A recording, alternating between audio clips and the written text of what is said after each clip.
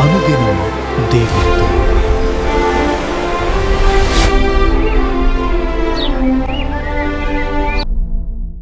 Praise the Lord. అనుదినం దేవునితో అనే కార్యక్రమం చూస్తున్న మీ అందరికీ మన ప్రభు అయిన యేసుక్రీస్తు నామంలో వందనాలు. దేవుని బిడ్డలారా, వేకుజామున లేచి ప్రార్థన చేస్తున్నారా? దేవుని వాక్యం చదువుతున్నారా?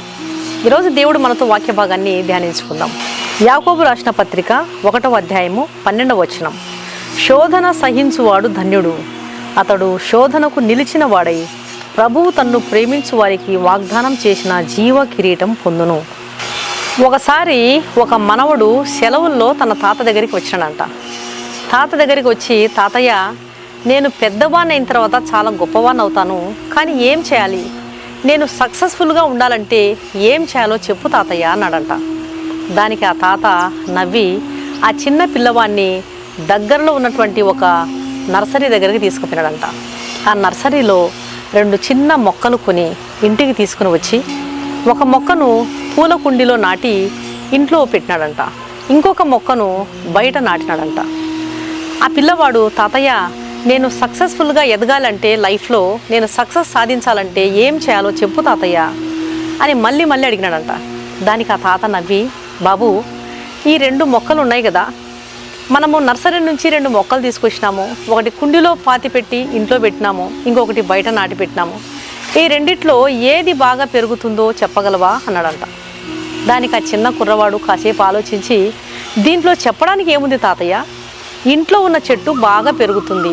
ఎందుకంటే మనం ఇంట్లో దాన్ని చాలా జాగ్రత్తగా చూసుకుంటాం, దాన్ని చాలా జాగ్రత్తగా కాపాడతాం. కాబట్టి ఇంట్లో నాటిన మొక్క బాగా పెరుగుతుంది, బయట నాటిన మొక్క బాగా పెరగదు. ఎందుకంటే ఎండ, గాలి, వాన అది తట్టుకొని నిలబడదు. అట్లనే బయట జంతువులతో కూడా దానికి చాలా ప్రమాదం కదా తాతయ్య. కాబట్టి బయట నాటిన చెట్టు కంటే ఇంట్లో నాటిన చెట్టు బాగా పెరుగుతుంది కుండీలో నాటినది అన్నాడంట. దానికి ఆ వృద్ధుడు ఏం సమాధానం చెప్పకుండా మౌనంగా ఉన్నాడంట. హాలిడేస్ ముగిసినాయి. తల్లిదండ్రులతో పాటు ఆ కుర్రవాడు తన ప్రాంతానికి వెళ్ళిపోయినాడు. తర్వాత 4 సంవత్సరాలకు ఆ చిన్న కుర్రవాడు మళ్ళీ హాలిడేస్కి వచ్చినాడంట.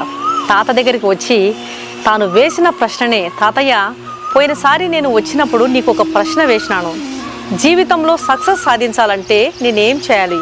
నువ్వు ఇంకా సమాధానం చెప్పనే లేదు తాతయ్య అన్నాడంట.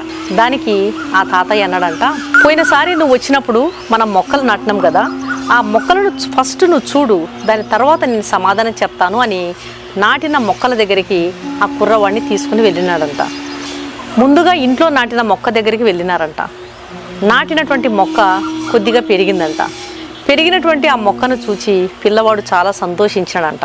తర్వాత బయట ఉన్నటువంటి మొక్క దగ్గరికి వెళ్ళి చూస్తే చాలా ఆశ్చర్యపోయినాడంట ఆ చిన్న పిల్లవాడు. బయట ఉన్నటువంటి చెట్టు బాగా పెరిగిపోయి పెద్ద పెద్ద బ్రాంచెస్తో, పెద్ద పెద్ద ఆకులతో, పండ్లతో చాలా బలంగా పెరిగిపోయింది. దాని వేర్లు భూమిలోనికి బలంగా నాటుకుపోయినాయంట. అది చాలా పెరిగి వృక్షం అయిపోయిందంట. అది చూసి ఆశ్చర్యపోయినటువంటి మనవడు, తాత, ఇదేంటి? ఇది నేను చూసిన దానికి చాలా వ్యతిరేకంగా ఉంది. ఇంట్లో నాటిన మొక్క చాలా కొద్దిగా మాత్రమే పెరిగితే ఈ బయట నాటిన మొక్క జంతువులతో, గాలి, వాన, ఎండ, చలితో ఇవన్నీ తట్టుకొని ఈ మొక్క ఇంత బలంగా, దృఢంగా ఎట్లా పెరగగలిగింది? నాకు చాలా ఆశ్చర్యంగా ఉంది అన్నాడంట. అందుకు ఆ తాత, నేను నీకు ఇదే చెప్పాలనుకున్నాను. అన్ని కష్టాలను అధిగమించి, అన్ని అవాంతరాలను ఎదిరించి ఈ మొక్క అన్నిటికీ తట్టుకొని ఇంత చక్కగా నిలబడగలిగింది. రేపొద్దున ఎన్ని తుఫాన్లు వచ్చినా కూడా ఇది బలంగా నిలబడుతుంది. నీళ్లు పోసినా, నీళ్లు పోయకపోయినా తన కాండం మీద తాను నిలబడుతుంది. తనను ఆశ్రయించినటువంటి వారికి చక్కగా నీడనిస్తుంది అని చెప్పి ఆ తాత చెప్పాడంట. అట్లనే మనిషి కూడా నా వల్ల కాదు అని వదిలేస్తే ఎక్కడికక్కడే నిలబడిపోతాడు. జీవితంలో ఎదురయ్యేటువంటి కష్టాలను, నష్టాలను, సమస్యలను ఎదుర్కొని నిలబడగలిగితేనే తర్వాత వచ్చే ఆనందాన్ని, సంతోషాన్ని స్వీకరించగలడు. తాను ధైర్యంగా ఉంటేనే, నిబ్బరంగా ఉంటేనే నలుగురికి చేయూతనివ్వగలడు. అట్లనే మనిషి కూడా ఏ సమస్య వచ్చినా, ఎన్ని అవాంతరాలు ఎదురైనా తట్టుకొని నిలబడగలిగితే తప్పకుండా సక్సెస్ అవుతాడు. అందుకొరకే దేవుని వాక్యం సెలవిస్తుంది, శోధనను సహించిన వాడు ధన్యుడు, శోధనకు నిలిచిన వాడై ప్రభువు తనకు వాగ్దానం చేసినటువంటి జీవ కిరీటాన్ని అలాంటి వాడు పొందుకుంటాడు. దేవుడిచ్చే జీవ కిరీటాన్ని, దేవుడిచ్చే ఆశీర్వాదాన్ని, దేవుడిచ్చేటువంటి హెచ్చింపును, సక్సెస్ను సాధించాలంటే తప్పకుండా నిలవాలి, ఎదిరించాలి, ధైర్యంగా అన్ని విషయములలో నిబ్బరంగా ఉండాలి. ఎదిరించగలిగినటువంటి శక్తి, నిబ్బరం కలిగినటువంటి శక్తి అవసరం. కాబట్టి దేవుని వాక్యంలో ప్రభువారు చెప్పినట్లుగా జీవ కిరీటాన్ని మనం పొందాలంటే ఈ లోకంలో మనకు ఎన్నో శ్రమలు, ఎన్నో బాధలు, ఎన్నో కష్టాలు, ఎన్నో ఇబ్బందులు మనిషి జీవితంలో ఎదురవుతూ ఉంటాయి. అయితే వాటన్నిటికీ నిలిచి జయం పొందుటకు ప్రభు మనకు తప్పకుండా సహాయం చేస్తాడు. దేవుడి వాక్యాన్ని దీవించునుగాక.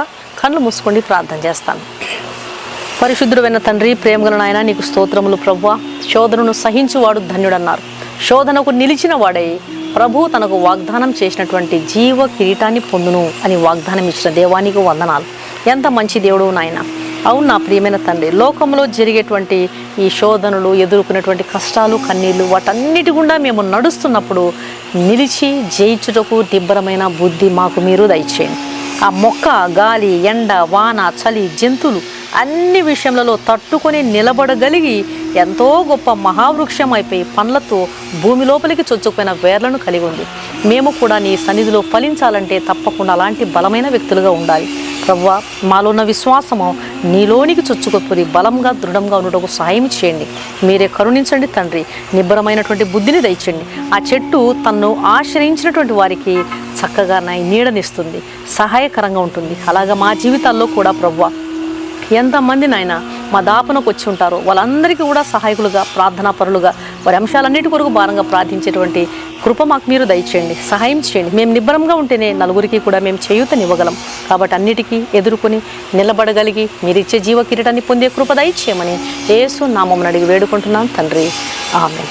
ఈ వాక్యం విన్న ప్రియ దేవుని బిడ్డలారా, దయచేసి దేవుని వాక్యాన్ని అనేకులు విని మేలు పొందే విధంగా షేర్ చేయండి. ఈ వాక్యం విన్న మీలో ఇంకా రక్షకుడైన క్రీస్తు ప్రభును మీ సొంత రక్షకునిగా అంగీకరించని వారు ఉన్నట్లయితే కలువరి శిలువలో ఆయన చేసిన యాగాన్ని దయచేసి గుర్తుంచుకోండి. ఆయన కలువరి శిలువలో నీ కొరకు, నీ పాపముల కొరకు, నీ పాప భారాన్ని ఆయన మీద వేసుకున్నాడు. నీ కొరకు తన రక్తాన్ని చిందించినాడు.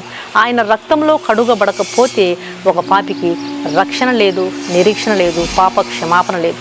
పరలోక రాజ్య వారసులుగా నిన్ను నన్ను చేయాలనేదే దేవుని యొక్క ఉద్దేశం, ఆయన సంకల్పం. కాబట్టి ఆయన ఇచ్చే ఉచితమైన రక్షణను స్వీకరించండి. దేవుడిచ్చే ఆహ్వానాన్ని తృణీకరించవద్దండి. ప్రభు మీ ఆత్మను రక్షించునుగాక. God bless you.